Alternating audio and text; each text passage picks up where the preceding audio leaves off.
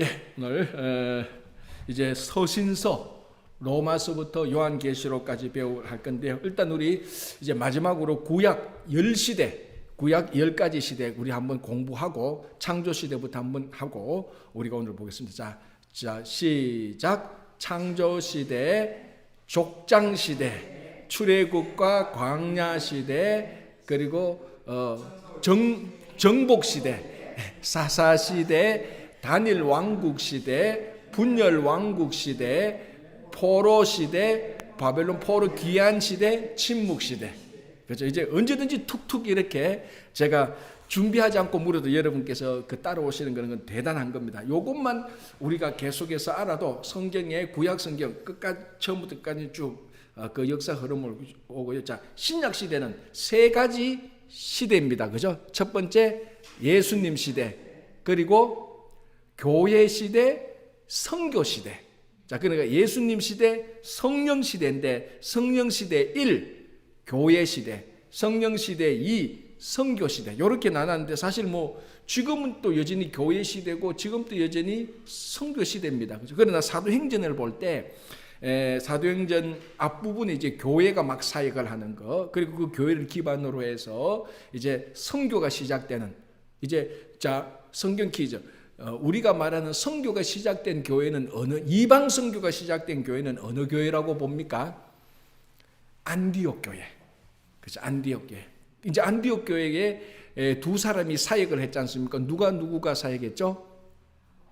바나바와 바울. 기억이 안 납니까? 자, 간단하게 얘기할게요. 자, 이제 스데반의 순교가 중요했다 그랬습니다. 그죠? 왜 중요했습니까? 스데반의 순교 때문에 핍박이 일어나니까 예루살렘에만 머물러 있던 사도들, 제자들이 디아스포라 흩어지게 되는 겁니다. 그래서 빌립은 사마리아로 가고 유대도 가고 사마리아도 가고 막 이렇게 흩어지게 되는 거죠. 그죠?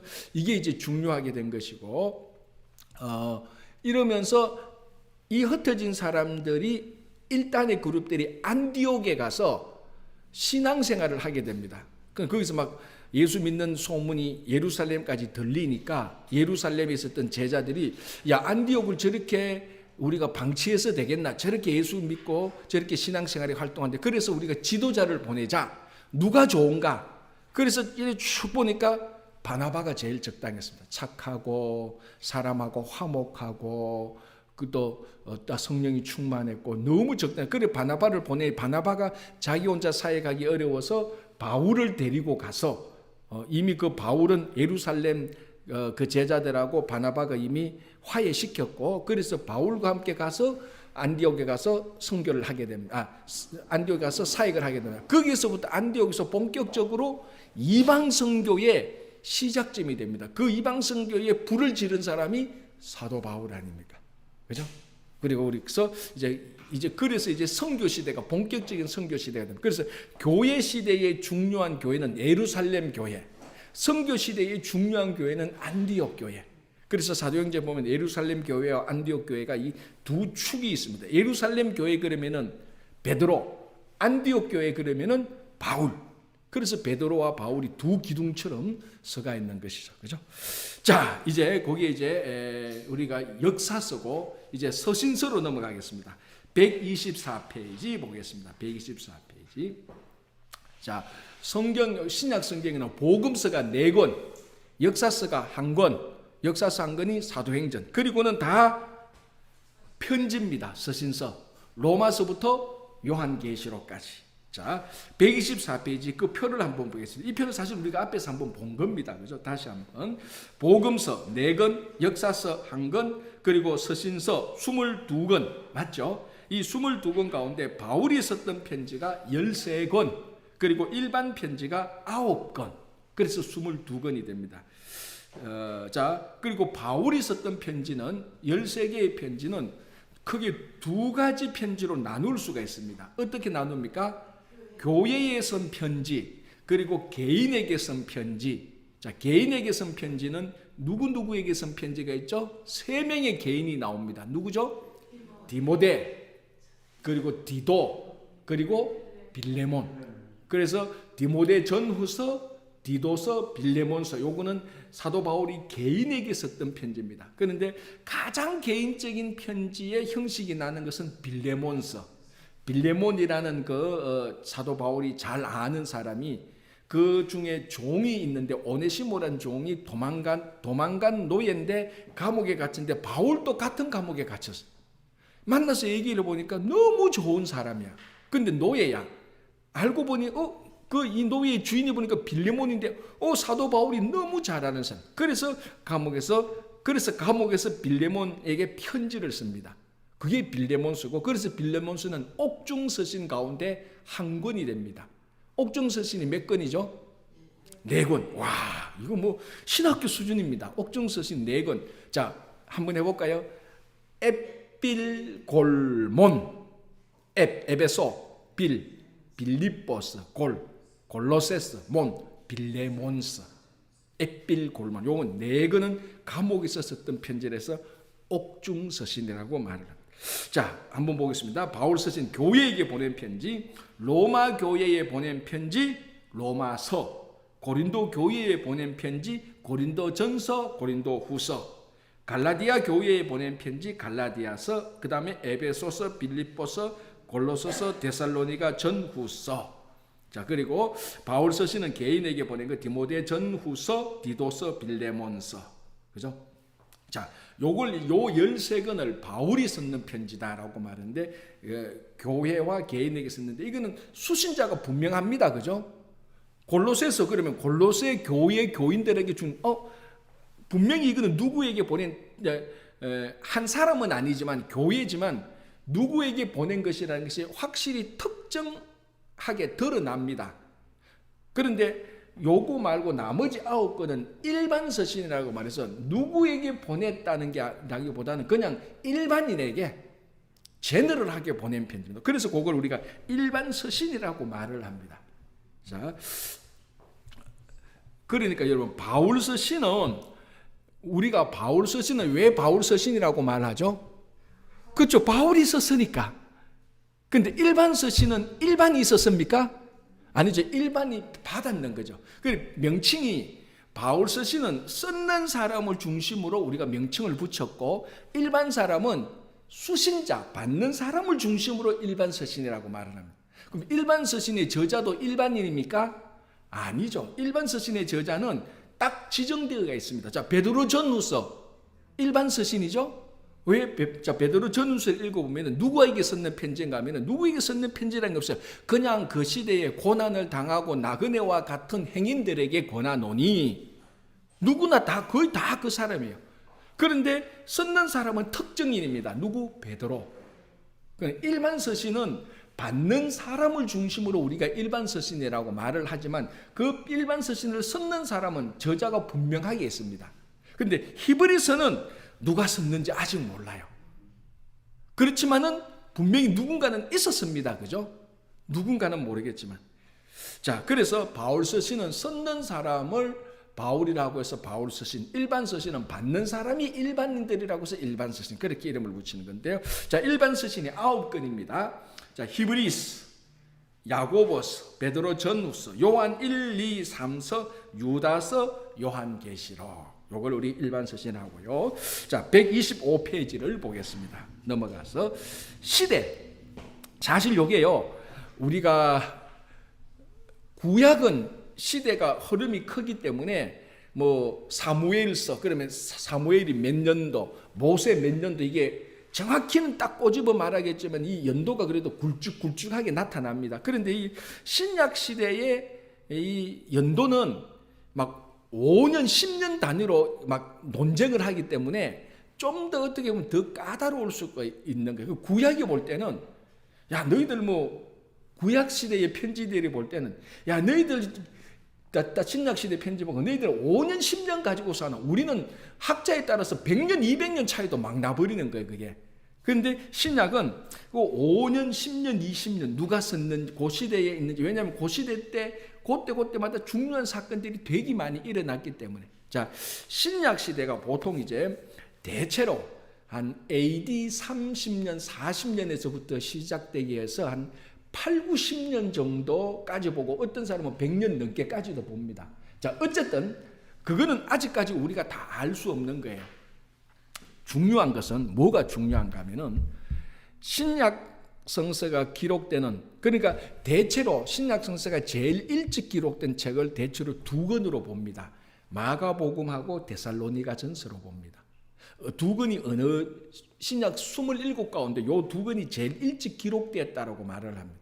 자, 이거는 보통 성경 공부 시간이 아니고 이제 신학교 들어가면 이런 얘기를 좀 하는데 여러분들 수준이 그만큼 높기 때문에 제가 여러분들을 믿고 이런 얘기를 하는 겁니다. 충분히 알아듣기 때문에. 그래서 신약 27 가운데 마가복음하고 데살로니가 전서가 제일 일찍 기록됐다고 학자들이 말을 합니다. 이제 이거는 뭐 그럼 이 마가냐 데살로니가 전서 어느 게 더 일찍 기록됐느냐는 또 학자마다 다른데, 데살로니가 전서가 복음서는 아니지만 더 일찍 기록됐다는 학자들이 굉장히 많습니다. 생각보다. 그런데 우리 교재는 보면은 마가복음이 훨씬 일찍 기록됐다고 하고 데살로니가 전서를 생각보다 좀 시대를 늦게 잡는 것 같아요. 그런데 이거는 내용별로 이렇게 한 것이 기록된 시대는 아닙니다. 요게. 자, 예를 들어서 125페이지 보십시오. 요 내용들이 있잖아요. 그죠? 이런 것들은 주로 이제 기록된 내용이 상으로 분류한 것이지 기록된 시기하고는 또 좀 차이가 나거든요. 무슨 말인지 알겠죠? 내용, 왜냐하면은 자, 기록된 거는 2020년에 기록됐는데 그 내용은 AD 3000년 걸 기록할 수 있습니다. SF, 환상소설 이런 거.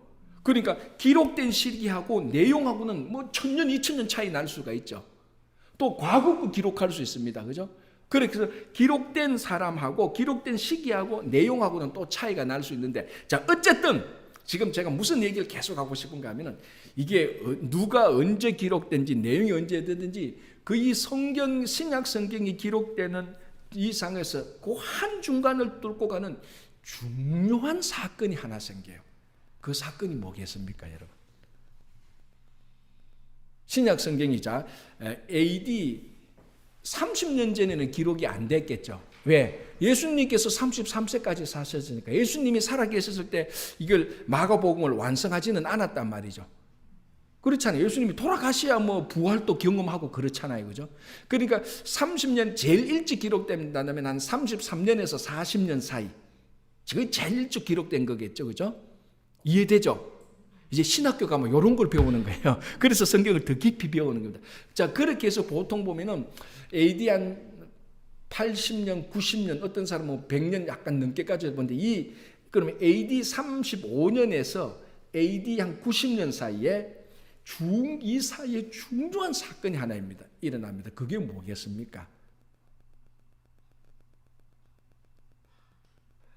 잘 생각해 보세요. 역사적인 사건. 성전 멸망, 예루살렘 성전이 로마인에게 멸망되는 거예요. AD 70년에. 그래서 어떤 성경책은 예루살렘 성전이 멸망되기 기록되기 전 책이 있고, 어떤 성경책은 예루살렘 성전이 멸망한 후에 기록된 것도 있어요. 이제 그러니까 그 연도가 여기 보면 다 10년, 20년 가지고 지금 다룬다는 거예요. 어쨌든 이 시대에 가장 중요한, 예수님께서 공생애를 하시고 공생애를 마치시고 돌아가시고 부활하신 이후 그 다음에 한 70년 정도 AD 100년 사이에 유대인들이 살아가고 그리고 성전에 기록되고 자기들의 신앙이 어떤 간에 있어서 거기서 뺄 수 없는 가장 중요한 사건 중에 하나가 예루살렘 성전이 로마인에게 멸망하는 겁니다. 자, 그러면은 요하고 같은 맥락으로 자, 우리 구약 시대로 쫙 돌아갑시다. 구약 시대에서 언제부터 볼까? 그렇지? 남왕국과 북왕국부터 보겠습니다. 남유다와 북이스라엘. 자, 이제부터 이게 언젠가 알죠? 이때가 언제입니까? 단일 왕국 시대. 지나고 난데 분열 왕국 시대죠. 그죠? 자, 분열 왕국 시대부터 침묵 시대까지. 제일 중요한 사건은 뭐겠습니까? 자, 그러면 다시 족장 시대부터 사사 시대까지 제일 중요한 사건은 뭐겠습니까? 족장 시대부터 사사 시대까지 제일 중요한 역사적인 사건. 그렇죠. 출애굽이죠. 그러면은 자, 사사 시대부터 아니면 우리 약간 들어가서 뭐 단일 왕국 시대부터 침묵 시대까지 보는데 제일 중요한 사건은 뭐겠습니까? 하나만 지금 비슷하게 지금 맞추어 가는데 아주 쉽게 말하면 돼요. 자, 제가 힌트를 주겠습니다. 성경의 사사시대 이전까지 아니면 정복시대 이전까지 제일 중요한 사건은 출애굽 사건입니다. 그 후에 그러면은 가나안 땅에 들어가서 사사시대부터 침묵시대까지 또 제일 중요한 사건은 뭐겠습니까? 제가 이미 답을 다 말했는데 제가 이미 답을 다 말했다니까요. 제가 답을 다 말했잖아요. 또 출애굽이에요. 제2 출애굽. 그러니까 여러분 맞아요. 여러분 했던 말이 성전이 무너지고 바벨론 포로되다가 다시 돌아오는 거. 그래서 제가 새벽 기도 때 그랬잖아요. 그 사건을 세컨 엑소더스, 제2 출애굽이라 그랬잖아요. 기억나죠? 새벽 기도 때. 그러니까 구약 성경을 가만히 보면은 제일 중요한 역사적인 사건은 출애굽 사건이에요. 퍼스트 출애굽, 퍼스트 엑소더스, 세컨 엑소더스. 이 사건이 구약 성경을 이루고 있는 가장 중요한 역사적인 사건입니다. 자, 그러면은 세컨 엑소더스 두 번째 출애굽 이거는 바벨론 귀환이죠. 자, 바벨론 포로가 무슨 사건 때문에 일어난 겁니까? 성전이 무너지는 것. 예루살렘 성전이 망하는 것. 첫 번째 성전이 망하는 거예요. 자, 그래서 구약에 돌아온 신약 시대. 예수님께서 30년간 사역하시고 약 100년 사이에 제일 중요한 역사적인 사건이라고 말할 수 있는 건 또 성전이 무너지는 거예요. 이스라엘 사람들은 성전이 자기들의 삶의 중심이었습니다. 그래서 지금도 여러분들이 예루살렘 성지 순례를 가면은 이스라엘 백성들이 가장 중요하게 생각하는 장소는 성전입니다. 예루살렘 성전. 그 황금 돔 있고 그리고 자신이 힘들면은 통곡의 벽이 오지 않습니까? 통곡의 벽이 그게 원래 성전을 유지하고 있었던 처음 성전을 유지하고 있었던 그 다 폐허되고 약간 남은 오리지널 남았고 그 위에 이제 중세 때 세우고 또 세운 건데 오리지널 남았는 그 바닥에 그거 계속 거기서 붙들고 기도를 하는 거예요. 전부 다 아직까지도 성전 중심이에요. 그래서 극단적인 그게 뭐 역사적으로 실현은 불가능해요. 극단적인 사람은 극단적인 시오니즘 사람들 이 사람들은 지금도 성전을 다시 세우자고 말합니다. 거기에. 근데 이게 불가능해요. 사실은 역사적으로. 왜냐하면 거기에는 4대 종교가 이슬람교, 유대교, 뭐 가톨릭, 그냥 정교회가 그 같이 다 그 땅을 다 이렇게 그 나눠서 가지고 있기 때문에 그거는 약간만 얼핏하면 너무 민감하니까 그럼에도 불구하고 극단적인 어떤 시오니스트들은 거기에 다시 제3성전을 세워야 된다고 얘기하는 사람들. 자, 요건 이제 역사적인 얘기고, 그래서 우리가 복음서는 성전이 무너지기 이전 내용들이죠. 그죠? 그러나 성전이 무너질 것에 대한 예언이 굉장히 많죠. 누가복음도 그렇고 마가복음 13장에도. 누가복음 때도 우리가 그래. 예루살렘께서 이 성전을 헐라. 그러니까 그게 성전이 무너지는 것에 대한 것도 있고 마지막 종말에 관한 예언으로 하면서 성전이 무너지는 역사적인 사건을 말하면서 종말에 대한, 그래서 제가 이중 예언이라고도 말을 했잖아요. 그래서 성전이 무너지는 것을 통하여서 이스라엘 백성들의 삶이 또 한 번 중요한 계기를 말했는데 그런 것들이 이 편지 속에서도 많이 들어가가 있습니다. 자, 요한계시록 같은 경우에는 예루살렘 성전이 무너지고 난 다음에 기록된 것이 분명히 맞습니다. 그러니까 요한계시록은 성전이 무너지고 난 다음에 썼는 책하고 마가복음하고 데살로니가 전서는 성전이 무너지게 썼던 책이 분명해요. 그래서 특별히 마가복음을 보면은 마가복음 13장을 보면 성전이 그 무너지는 그 예언에 대한 예수님의 말씀이 많이 나타납니다. 그런데 요한계시록을 읽어보면 성전이 무너질 것에 대한 예언이 없죠. 다시 새 예루살렘이 세워질 것에 대한 게 있지. 왜? 지금 성전이 무너졌으니까. 다시 성전이 세워질 것이다. 그래서 요한계시록 마지막에는 새하늘과 새 땅, 새 예루살렘으로 끝나. 왜? 지금 성전이 다 무너졌으니까.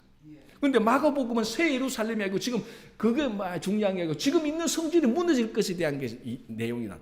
그런 역사적인 사건들이 굉장히 중요하게 나오는 겁니다. 편지들. 자, 그래서 125페이지 시대별로 본 신약성경 이제 이렇게 쭉 한번 보고 사도행전을 한번 보십시오. 이게 재미가 있어요. 재미가 있다기보다는 두 부분으로 나누었죠. 전반부는 1장에서 15장. 그래서 후반부는 또 15장부터 28장. 사도행전을 전반부, 후반부로 나누는데 중심이 사도행전 몇 장? 15장. 자, 15장에 무슨 내용이 있었기 때문에 이런 내용이 나와요? 제가 지난주에 공부했죠. 예루살렘 회의. 그렇죠. 예루살렘 회의가 왜 열렸어요? 예, 여러분 다 맞습니다. 근데 이제 좀 더 세련되게 대답할 수 있는 방법. 1차 선교 여행을 갔다 오고 난 다음에 선교 여행을 가보니까 예수를 믿기만 하면 이방인들이 구원을 얻는다는 확신이 생겼어요. 그런데 예루살렘에만 들어오면은 예수도 믿어야 되고 율법도 행해야 된다. 그러니까 이방 선교를 다녀온 바울이 볼 때는 이거 아닌데? 이방인들이 율법을 어떻게, 율법을 행한다는 것은, 그 당시 율법을 행한다는 것은 여러 가지 율례가 있지만 반드시 세 개를 행해야 됩니다. 안식일을 지켜야 되고 정결 음식을 먹어야 되고 할례를 행해야 돼요. 그런데 그리스 사람들은 할례를 행하는 것을 미개인 야만인들이 한다고 했어요. 왜냐하면 여러분 옛날에 지금 그림이나 이런 거 보면은 처음에 올림픽 그리스에서 했잖아요. 그죠? 1차 올림픽 할 때 그 사람들이 스포츠 옷을 어떤 옷을 입고 있었죠? 나이키, 아디다스 무슨 옷을 입고 있는 거 혹시 봐요? 기억 안 나요? 아니요. 다 누드로 있어요. 운동할 때 옷을 벗고 한다고요. 그 사람은. 그리스 사람들은 굉장히 사람들의 육체의 미를 아름답다고 생각해요. 그래서 비너스상 이런 것도 굉장히 좋아요. 그리고 이걸 나쁜 의미로라기보다는 예술적인 미로. 그래서 운동할 때 누드로 운동하는 게 있어요. 옷을 다 벗고. 그런데 이게 실제적인 얘기예요. 그래서 그리스 사람들이 할례를 행하라 그러면 그건 굉장히 부끄러운 일이에요. 그러면은 사도 바울이 그리스 사람들에게 복음을 전하는데 예루살렘에 있었던 사람들의 논의대로 하자면은 당신 예수를 믿으시오. 그리고 율법도 지켜야 돼요. 두 개를 행해야 예수를 믿어요. 그러면 우리 율법 지킬게요. 뭘 지켜요? 당신 할례를 행하고 남자는 다 할례를 행하고 율법 그 정결 음식을 먹으니까 할례? 아니 나 그럼 구원 안 받을래. 야 할례 그런 저 미개인들이 하는 거지. 어떻게 우리가 저 육체의 미를 존중히 여기는 우리가 야만인들이 할례를 행한다고? 나 예수 안 믿고 말겠어. 나 할례 안 해서 이런 제가 이제 약간 만화적인 형식으로 설명하는 거예요. 바울이 이방인 선교를 해보니 그리고 하나님 예수 그리스도의 계시를 받고 해보니 구원은 예수 그리스도 믿는 것으로만 충분하지 율법을 물론 구원받은 사람이 구원을 받기 위해서 율법을 지킬 필요는 없습니다. 그러나 구원을 받은 사람이 우리가 어떻게 하나님의 뜻대로 살까? 그러면은 율법을 지키는 게 맞겠다. 근데 율법을 지키는 것은 구원 때문에 지키는 게 아니고 구원을 받았기 때문에 성화의 삶을 살기 위해서 율법을 지키는 겁니다. 자, 그래서 1차 선교 여행을 하고 보니 이 문제가 딱 걸렸어요. 그래서 이제 막 논쟁이 생기니까 안 되겠다. 우리 모여서 좀 회의하자. 그래서 예루살렘 회의를 했지 않습니까? 그래서 예루살렘 회의에서 무엇을 결정합니까? 바울이 이기죠. 예루살렘에 있었던 사람들보다. 뭘 결정합니까? 구원은 오직 예수 그리스도 믿는 것만으로 족하다. 그래서 예루살렘 회의에서 그걸 결정을 하는 거예요. 그래서 우리 그런 말 있잖아요. 우리 조상들도 매지 못한 그 율법을 너희들이 왜 우리 당대에 행해라 그러냐. 우리 조상도 율법도 다 행하지 못했는데 지금 이방인들에게 율법을 행하라 그러면 그 사람이 율법을 다 행하고 어떻게 구원을 얻을 것이냐. 우리도 못하는데 우리 조상들도 못했는데 그런 내용들이 나오지 않습니까? 구원은 예수 그리스도를 믿는 것만으로 충분하다. 그거 결정이 사도행전 15장이에요.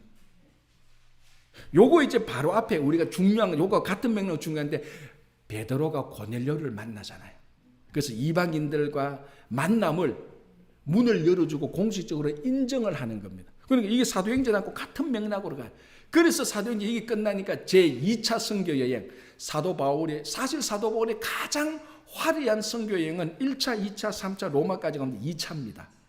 왜 2차가 제일 화려하고 제일 뛰어난 선교 여행이었죠? 유럽까지 가거든요.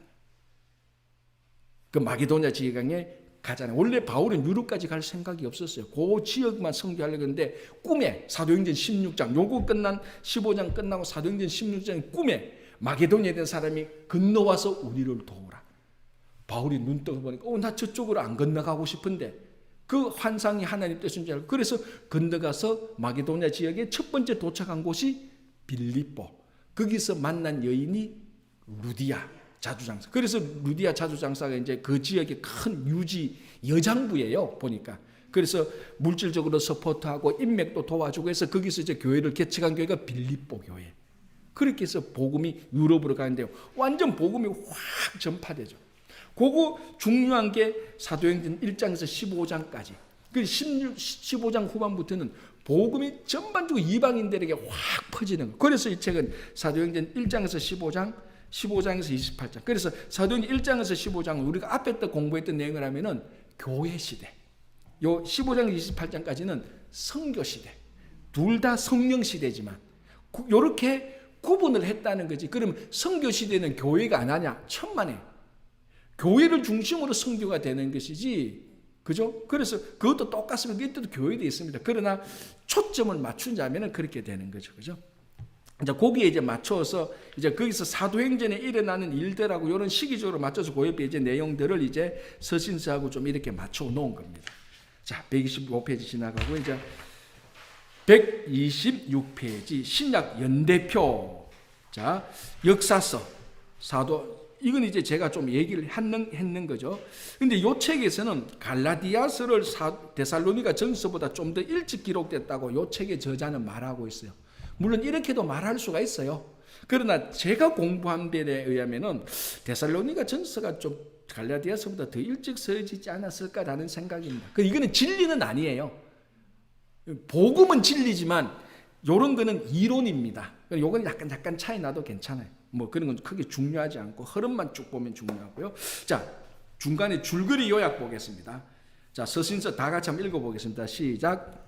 서신서는 교회와 개인에게 보낸 편지이며 믿음을 격려하고 신앙생활을 지도하기 위한 것이다. 자, 서신서는 이제 복음서하고도 다릅니다. 복음서는 예수님의 사역을 기록했던 거잖아요. 그죠? 그리고 사도행전은 교회와 선교의 역사를 기록했던 겁니다. 서신서는 뭡니까? 어떻게 교회 생활을 할 것인지, 어떻게 너희들이 일상적인 삶 속에서 살아갈 것인지. 그러니까 실제로 오늘날 우리가 살아가는 데 있어서 제일 필요한 내용들이 있는 것은 사실은 서신서예요. 그렇잖아요. 우리가 어떻게 살아가야 돼? 교회 생활을 어떻게 해야 돼? 그래서 우리 디모데서를 보면은 감독의 자격은 무엇인지, 장로의, 집사의 자격은 무엇인지 그런 내용들이 항목별로 나타나는 거예요. 그럼 오늘날 우리가 살아가는 데 있어서 실제로 신앙생활하고 우리 일상적인 삶 속에 있어서 이렇게 해야 되는구나, 이렇게 해야 되는구나 하는 것을 제일 많이 기록한 것이 이 서신서입니다. 이제 교회와 성도들에게 준 것이니까. 자, 내용 전개 5가지의 주요 내용이 있다. 1. 서신서의 성격. 2. 교회에 보낸 바울 서신. 3. 개인에게 보낸 바울 서신. 4. 일반 서신. 5. 요한계시록. 제가 이거 다 설명했습니다. 그죠? 자, 1. 서신서의 성격. 노선희 전사님 한번 읽어주실래요? 서신서의 성격, 믿음을 격려하고 신앙생활을 지도한다. 서신서는 모두 구체적인 상황들을 가지고 있다. 이 구체적인 상황 속에서 야기된 문제들을 저자들의 신학적 관점에서 다루고 있는 것이다.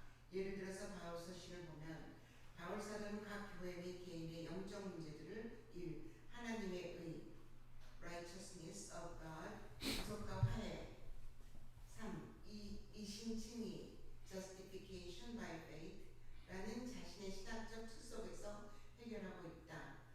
그 2번도 같이 한번 읽어주실래요? 그러면 교회에서 보낸 바울 서신, 지역 교회에게 보낸 편지, 신학의 22편의 서신서 중 13개는 사도 바울에 의하여 쓰여졌는데 그중 9개는 지역 교회에게 보낸 편지이며 수신교의 이름에 따라 이름이 붙여졌다. 자, 서신서의 성격, 믿음을 격려하고 신앙생활을 지도한다. 제가 방금 얘기했죠. 교회와 우리 성도들의 구체적인 상황 속에서 구체적으로 권면을 합니다. 자, 중요한 것은 서신서는 모두 구체적인 상황을 가지고 있습니다. 바울이 예를 가장 대표적인 게 고린도전서 후서예요. 사도 바울이 특별히 고린도전서를 썼던 이유는 바울이 아마 이게 로마에서 썼다는 그런 이제 얘기가 있는데 어쨌든 바울이 고린도 교회의 문제가 이런 문제가 있다는 것을 얘기를 듣고 그 문제에 대한 해결책을 바울이 신학적으로 신앙적으로 권면하기 위해서 썼던 겁니다. 그래서 가장 교회의 리얼한 우리 요즘 젊은이들 말하면 교회의 민낯이 낱낱이 드러나 있는 편지가 고린도전서 후서에 특별히 고린도전서. 고린도전서를 읽어보면 크게 보면 오늘날 우리가 가지고 있는 교회의 문제들이 거기 다 있어요. 분당 문제.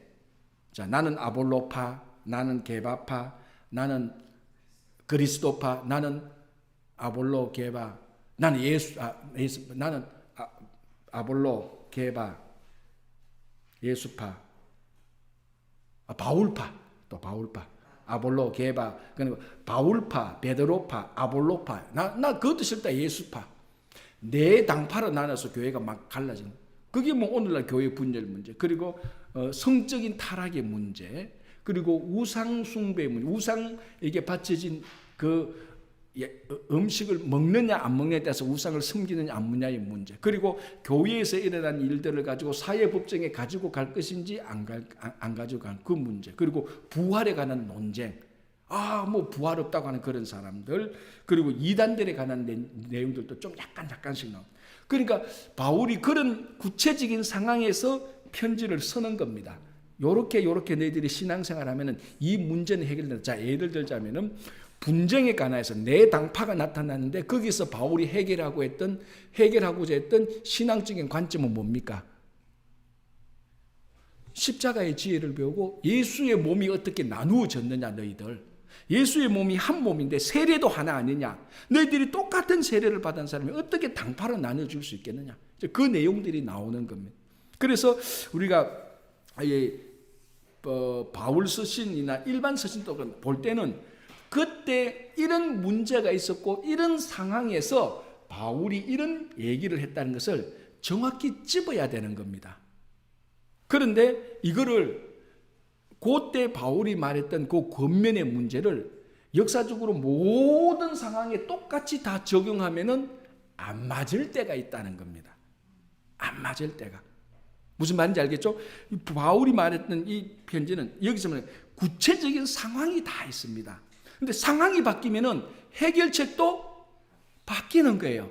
그런데 우리는 어떤가 하면 상황은 무시하고 해결책만 듣고 있어. 그래 이 해결책을 가지고 상황은 다른데도 이 해결책 가지고 막 대니까 어떨 때는 안 맞는 거야. 그런데 이게 하나님의 말씀인데 왜 안 되느냐? 하나님의 말씀이지만 그 상황에 맞는 하나님의 말씀이라는 겁니다.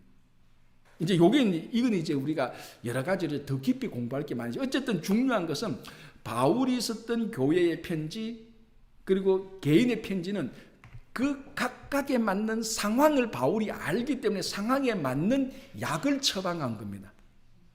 배탈이 났는데 바울이 무슨 약을 주는가 하면 그러니까 예를 들자면 뭡니까? 좀 말하겠는 이 변비예요. 그러면 바울이 무슨 약을 줍니까? 설사약을 줘야죠. 그래야 변비가 해결되는데 변비 걸렸는데 설사약을 줬어. 이게 약이야. 아프면 약을 먹어서. 근데 이 사람 감기가 걸려서 또 설사약을 줘. 그러면 안 되는 거예요. 그때는 감기약을 맞는 열내라 뭐 타이레놀 이런 걸 줘야 되는 거예요. 그런데 어떤 성도들은 바울이 성경에서 이런 말을 했지 않느냐. 상황이 다른데 또 그 말을 가지고 올 때는 이제 대화가 안 되는 거예요. 그래서 이 책에서도 이 서신서에 모두 구체적인 상황이 있다. 그 상황에 맞게 바울이 하나님의 말씀을 했던 거라는 거죠. 자, 그럼 이제 그 구체적인 상황하고 내용을 한번 보겠습니다. 127페이지 로마서.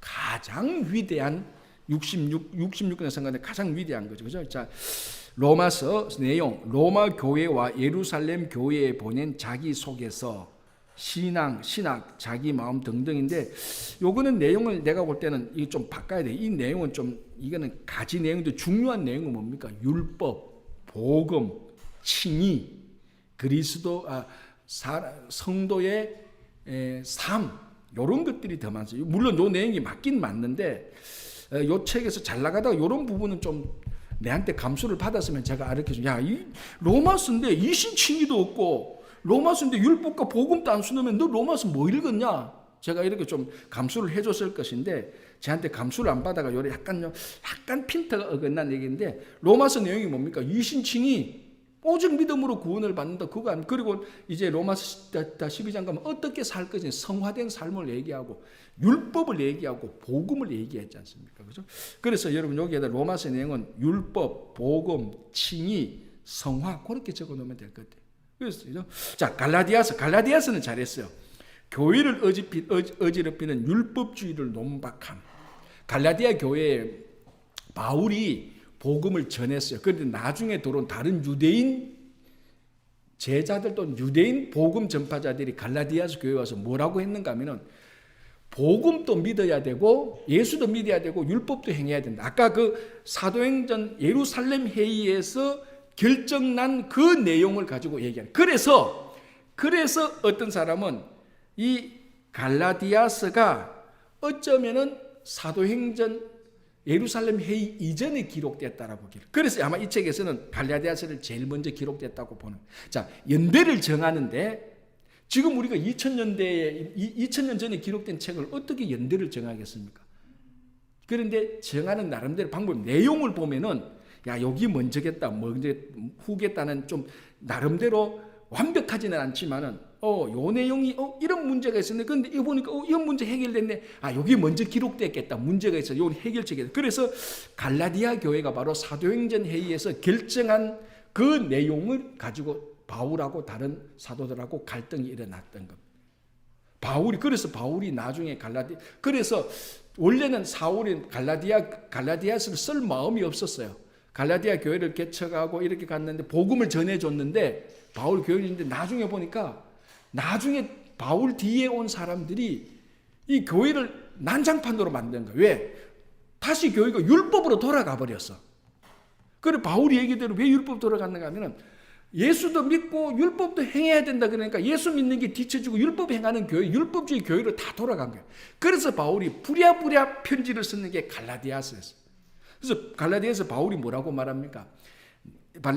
갈라디아서 보면은 심지어는 어떻게 말하는가 하면은 그게 갈라디아서 1장에 나오는가요? 1장 9절에 나옵니다. 1장 9절에 내가 복음 전한 이 복음에 다른 것을 전하는 자는 벌받고 저주받을 것을 바울이 막 화가 나서 그렇게 말해. 바울이 전한 것 오직 복음 예수 그리스도만 믿고 구원 얻는 건데 이것 외에 율법을 행해야 된다고 전했던 사람들은 저주를 받고 벌을 받아야 될 것이다. 막 교회를 다 망쳐놓으니까 바울이 굉장히 화가 나서 그렇게 말했던 것도 나. 그래서 갈라디아서 교회는 교회를 어지럽히는 율법주의를 논박함입니다. 이게 사실은 오늘날 우리 교회 안에도 2000년 지나도 여전히 많아요. 가끔 얘기해 보면요, 예수만 믿으면 구원을 얻는데 예수도 믿고 또 다른 것도 해야 된대. 예수도 믿고 경건하게 살아야 된대. 그게 예수를 믿었기 때문에 우리가 감사하기 때문에 경건하게 사는 것이지 구원을 얻기 위해서 경건하게 사는 것은 아닙니다. 그게 갈라디아서 교회에서 일어났던 거하고 똑같은 얘기를 해요. 사람들이 얘기를 들어보면. 그래서 바울이 그런 사람들은 저주를 받을 것이라고 막 화가 났다. 구원은 예수 그리스도 외에는 아무것도 덧붙여서는 안 돼요. 그러나 구원을 받고 보면은 야, 우리가 율법도 해야 되겠다. 구원받고 보니까 우리가 어떻게 살 것인가. 하나님께서 십계명도 주셨지. 우리 그거 지키자. 우리 구원받은 사람이 경건하게 살아야지. 그래서 흘러가는 것이지. 야, 예수 믿고 난 다음에 구원받기 위해서 율법도 지켜야 되겠다. 그래야 우리가 더 온전한 구원을 받지. 우리가 더 경건하게 살아야 돼. 내가 새벽기도 열심히 나가야 되겠다. 그래야 내가 더 온전한 구원을 받지. 여러분, 새벽기도 나온다고 더 온전한 구원 받는 건 아니에요.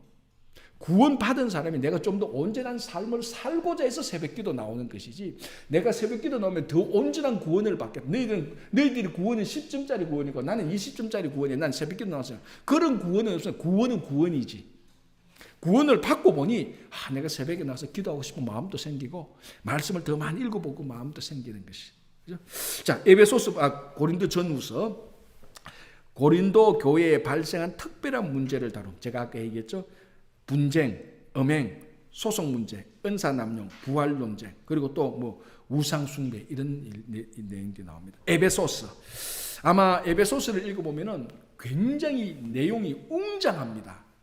내용이 굉장히 고린도서는 고린도에 일어난 문제를 우리말하면 시시콜콜이 바울이 막 이렇게 얘기해요. 너희들 우상은 어떻고 너희들 시시콜콜인데 에베소서를 읽으면 갑자기 눈이 우주로 향하는 것 같아. 하늘을 향하는 것 같아.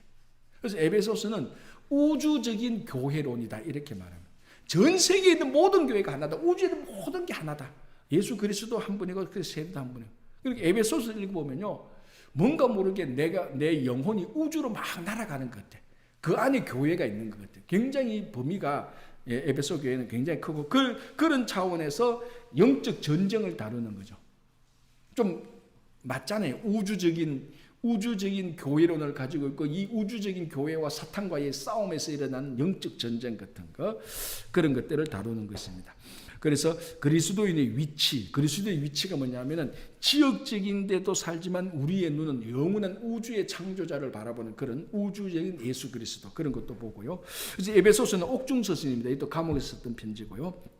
빌립보서 고난 가운데 얻은 초월적인 기쁨과 평강을 말함. 이것도 옥중서신입니다. 그런데 빌립보서는 특별하죠. 감옥에서 썼는 편지인데 가장 기쁨의 편지입니다. 그죠? 그래서 빌립보서는 사도 바울이 아마 로마 감옥에서 썼던 편지일 것이라고 추정을 하고 있습니다. 그래서 빌립보서의 그 제목이 별명이 뭐냐면 기쁨의 편지입니다. 기쁨의 편지인데 감옥에서 썼는 거죠. 자, 골로새서 이는 또 여러 가지 이단들이 좀 나와요. 이단들이. 그러나 그 이단들은 예수 그리스도와 비교해서는 도저히 비교할 수 없는 사람이다. 그리스도의 뛰어난 위대함을 말하는 것이고요. 자, 데살로니가 전후서. 여기 이제 제가 아까 그랬죠. 가장 일찍 썼던 편지일 것이다라는 증거가 여기 나옵니다. 재림 문제죠. 자, 데살로니가 전서 후서를 읽어보면, 특별히 데살로니가 전서를 읽어보면은 이 땅의 성도들이 어떻게 살아야 되는가에 대한 관심은 별로 없어요. 왜 그럴까요? 자, 아까 이제 요 다음에 디모데 전후서, 로마서만 봐도 그래. 로마서가 사도 바울의 일생에 있어서 사도 바울의 후기 때 기록한 겁니다. 그래서 로마서 12장부터는 너희들이 그리스도의 영적 제사를 드리고 악을 선으로 갖고 서로 사랑하고 형제의 짐을 지어주고 이 땅에서 어떻게 그리스도의 온전한 삶을 살 것인가가 로마서 12장부터 끝까지 나옵니다. 이 땅에서 어떻게 성도의 자녀로서 온전한 삶을 살 것인가 그거 나오고요. 디모데 전후서 이거는 사도 바울의 가장 늦은 때 썼던 편지거든요. 디모데야 네가 목회를 이렇게 잘해야 된다. 그리고 디도야 너도 이렇게 목회를 잘해야 된다. 이런데 데살로니가 전서는 그런 내용이 없어요. 왜 그럴까요? 그렇죠. 곧 예수님 올 건데 뭐.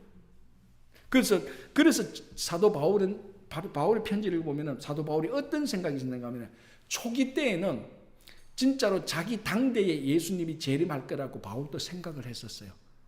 그래서 한 영혼이라도 더 구하려고 그랬어요. 왜 좀 있으면 예수님 오는데 한 영혼이라도 더 구하려고 진짜 목숨을 걸었습니다. 그런데 어느 때 어떤 사건인지 어느 때 보니까 바울이 뭘 깨닫는가? 예수님께서 재림 오시는 것을 연기시켰구나.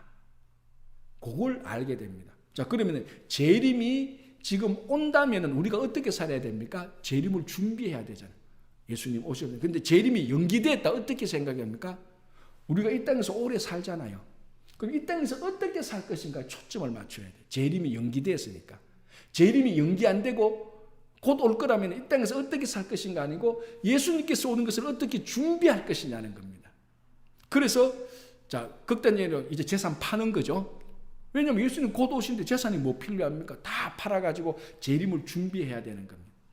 그런데 재림이 연기되면 재산을 팔 게 아닌 것이고 이 재산을 가지고 우리가 이 땅에서 살아가면 이걸 가지고 살아가면서 하나님의 뜻을 실현하는 겁니다.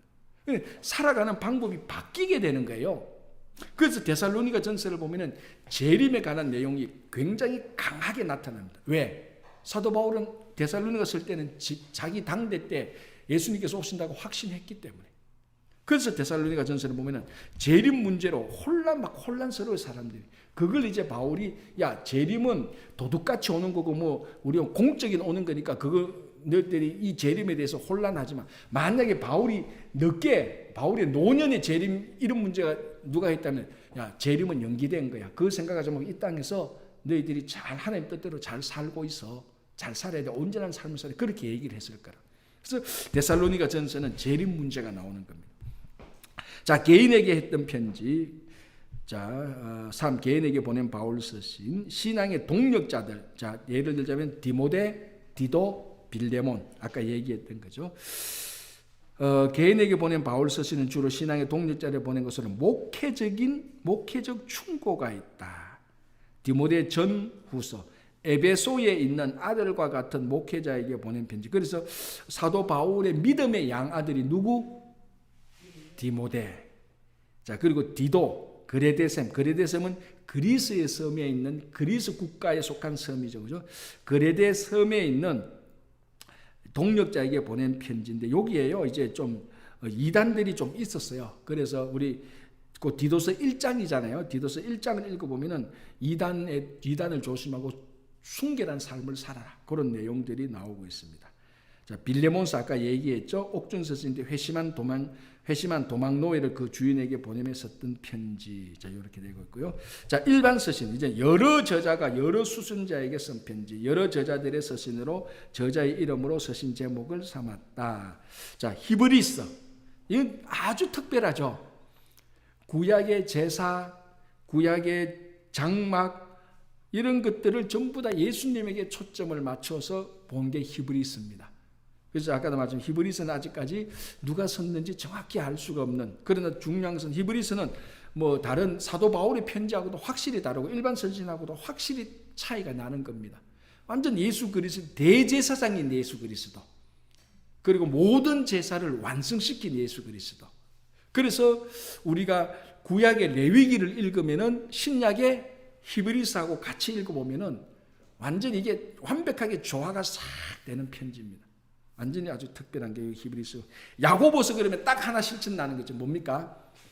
야고보서는 행함이 없는 믿음은 죽은 믿음이다 했더냐고. 그래서 우리가 보통 로마서는 믿음으로 구원 얻는데 믿음에 초점을 많이 맞추었다면 야고보는 행함에 많이 초점을 맞췄습니다.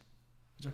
그래서 야고보서의 믿음의 실천. 자, 베드로 전후서는 고난 당하고 있는 많은 성도들에게 고난을 극복하라 그러는 위로와 권면의 말씀이 되게 많이 들어가 있습니다. 자, 사도 베드로는 좀 특별하죠, 그죠? 바울하고 베드로하고 차이가 뭡니까? 여러 가지 차이가 있지만 베드로는 실제적으로 3년간 예수님을 따라다녔어요. 그리고 베드로는 실제로 예수님께서 하신 말씀을 실제로 다 들었어요. 바울은 그렇지 못했잖아요. 바울은 다메섹 도상으로도 부활하신 예수님을 만났지, 바울은 예수님의 육성을 친히 듣지 못했어요. 베드로는 예수님의 육성을 친히 3년간 들었던 사람이에요. 그래서 이 베드로 전서를 읽어보면요, 뭔가 모르게 예수님에 대한 아련한 어떤 그런 사랑함이 확 드러나는 게 있어요. 물론 근성으로 읽으면 그게 인지 않을지 모르지만 가만히 꼼꼼하게 베드로가 3년간 예수님을 따라다녔고 자칭 수석 제자였고, 자기가 나는 절대로 예수님을 부인하지 않으리라고 말했으면서도 다굴리전 3번 부인하고 저주까지 했는데, 그게 예수님께서 찾아오셔서 자기를 다시 용서하시고 사역을 마신 그런 사도 베드로의 경험. 물론 바울은 바울의 경험이지만 베드로는 굉장히 예수님과 함께했던 그런 경험. 그래서 베드로 전후서를 읽어보면은 바울하고 차이가 나는 게 그런 차이가 있어요. 뭔가 모르게 베드로는 예수님에 대한 아련한 추억과 사랑에 대한 내용들이 바울보다는 좀 더 진하게 남아있는 것 같아요. 제가 말했던 이런 감정을 가지고 베드로 전후서를 한번 읽어보십시오. 진짜 그렇게 확 달라져요. 이게 베드로 전후서를 읽는 맛. 베드로 전후서, 베드로는 사도 바울하고 또 다른 그런 내용들이 확 드러나는 겁니다.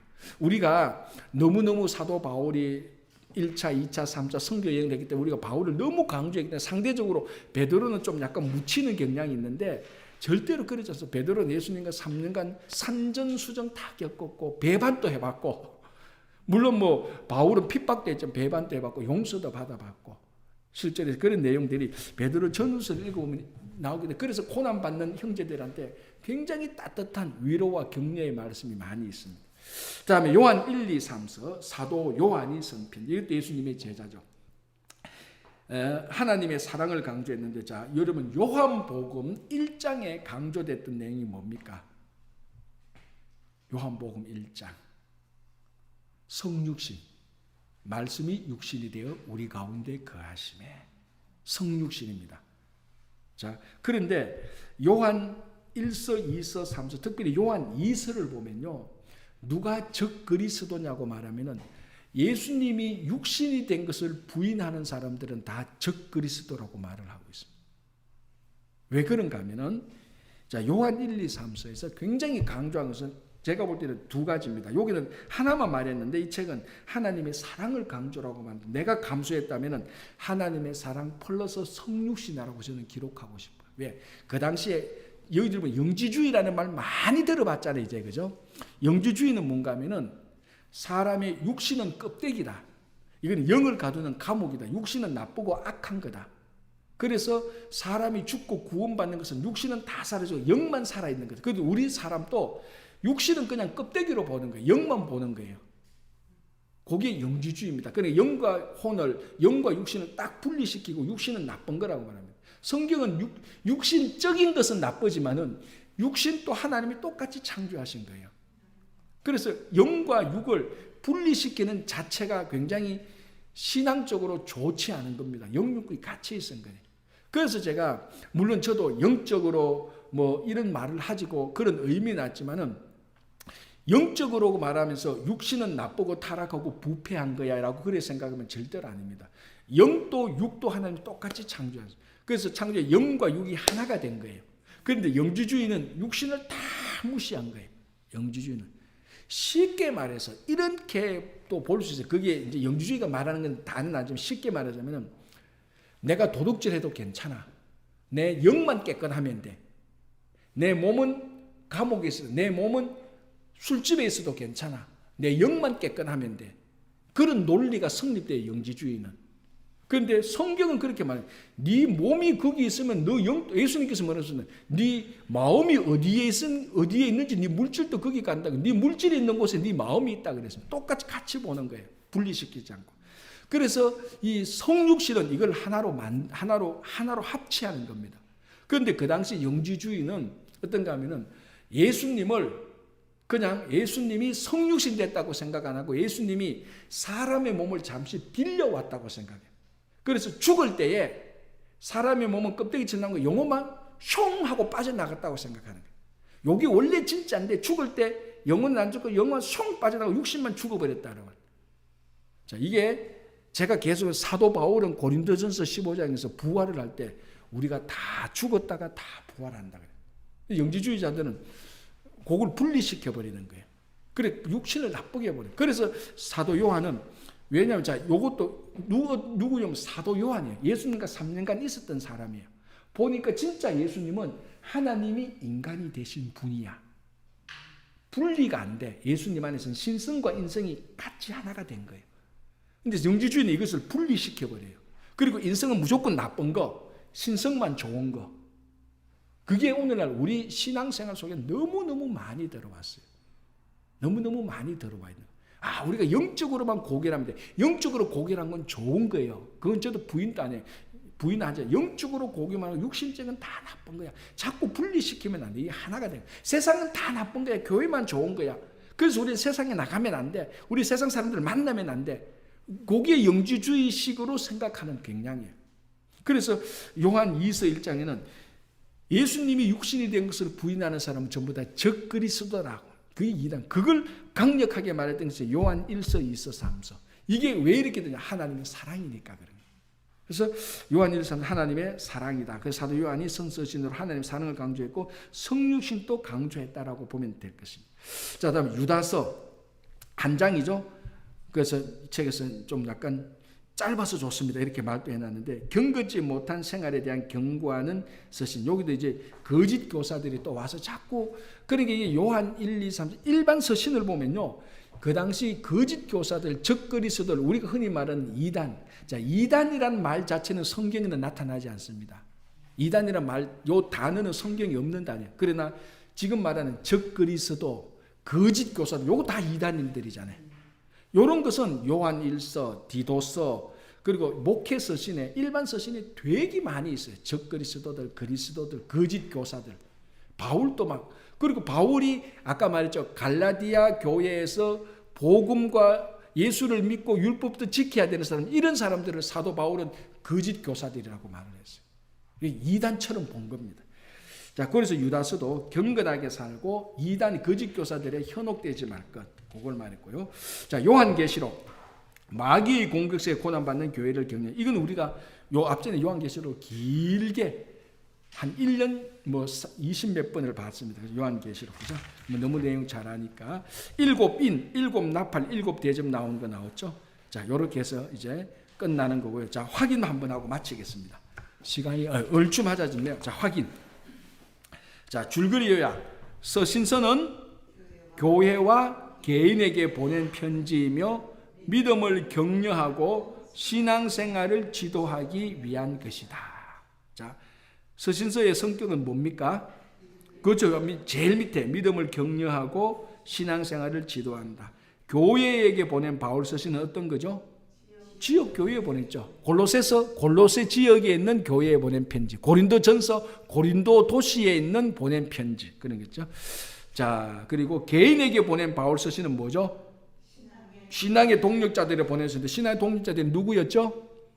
디모데, 디도, 빌레몬. 그죠? 자, 일반 서신은 뭡니까? 여러 저자가 여러 수신자에게 쓴 서신죠. 자, 요한계시록 마귀의 공격세에 고난받는 교회를 격려하는 서신, 승리할 것이다. 자, 다음은 교회에게 보낸 바울 서신입니다. 보기에서 찾아 밑줄을 채우십시오. 자, 1번 그리스도의 우월성 강조 뭐죠? 골로새서죠. 아까 제가 이제 이단들이 나타나지 않은 그리스도 가장 위대했다는 거. 다음에 재림 문제 딱 그러면은 딱 나와야 돼요. 데살로니가 전후서. 재림 그러면 데살로니가서예요. 그래서 제가 초기 편지라 그랬죠. 3번 교회를 어지럽게 하는 율법주의. 갈라디아서. 그래서 우리가 이 공부할 때 율법주의가 들어오면은 항상 교회를 갈라놓는 거예요. 그래서 갈라디아서예요. 우리가 공부하기 쉽게 암기급이죠. 그 실제로 살아보면 그래요. 진짜로 그 목회 생활 해보면 율법주의가 오면 교회를 다 갈라요. 지키는 사람은 내 편, 안 지키는 저 편. 그래서 갈라디아서. 그러면 율법이 교회를 가르는구나. 그래서 율법 문제. 다음에 고난 가운데 얻은 초월적인 기쁨과 평강을 말한 서신. 빌립보서죠. 옥중 서신인데 기쁨의 편지라고 말했고 그리스도인의 위치와 삶과 영적 전쟁, 우주적인 그 교회론, 영적 전쟁, 에베소서라고 말했죠. 다음에 로마 교회와 이거 뭐 볼 거 없죠. 로마서죠.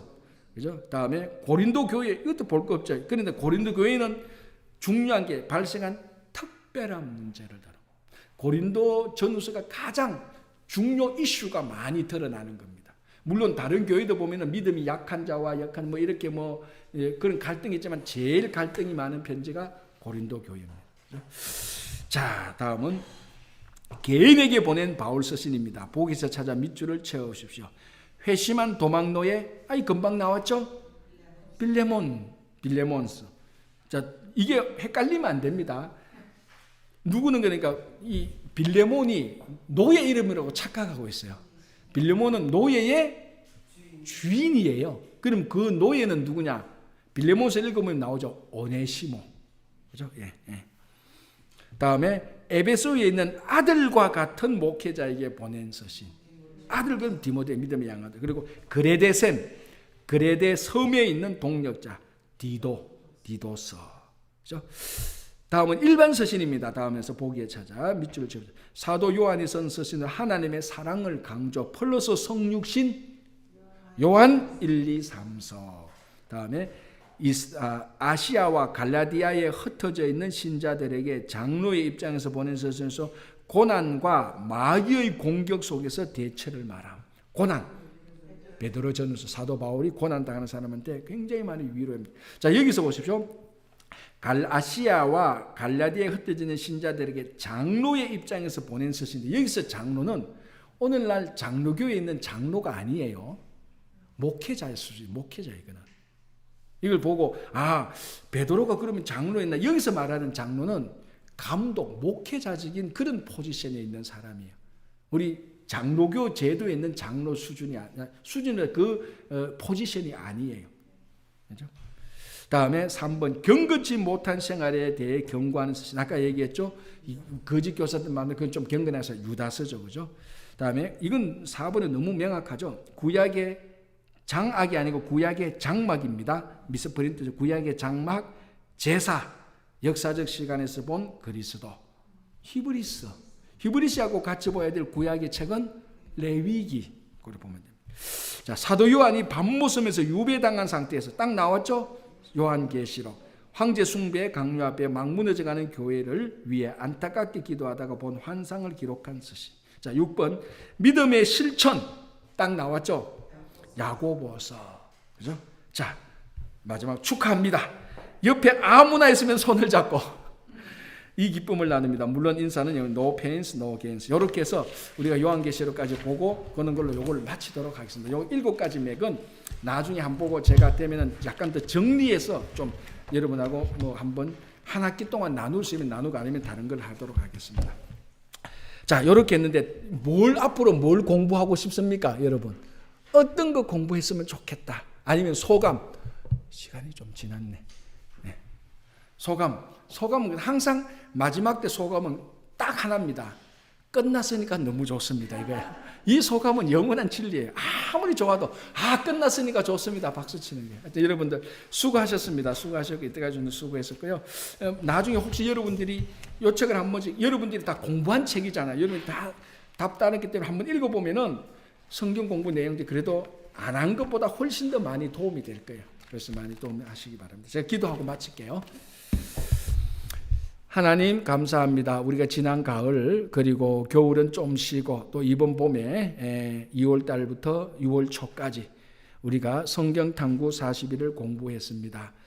아버지 하나님, 이 성경 탐구 40일 공부한다고 해서 성경을 자동적으로 많이 알고 우리 신앙이 갑자기 성숙해지는 것은 아니지만 이런 공부들을 통하여서 하나님 말씀을 더 정확히 더 많이 알 수 있도록 우리 눈과 귀와 마음을 열어주시옵소서. 그래서 하나님 말씀을 많이 아는 것을 자랑하고 우월하거나 교만하지 아니하고 하나님의 말씀을 더 많이 알고 더 잘 안다면은 더 잘 지키고 더 겸손하게 살아갈 수 있도록 인도하여 주시옵소서. 아버지, 또 이렇게 공부하는 동안에 또 부족한 종이 또 잘 이해하지 못하거나 잘못 전한 것이 있다면 기억에서 사라져가게 하시고, 또 우리가 함께 중요하게 생각했던 것은 계속해서 중요하게 생각하고 잘 알고 실천할 수 있도록 도와주시옵소서. 이제 또 여름이 지나고 가을에 또다시 성경 공부할 때 하나님께서 그때도 성령께서 역사해 주시옵소서. 감사하며 예수님 이름으로 기도합니다. 아멘.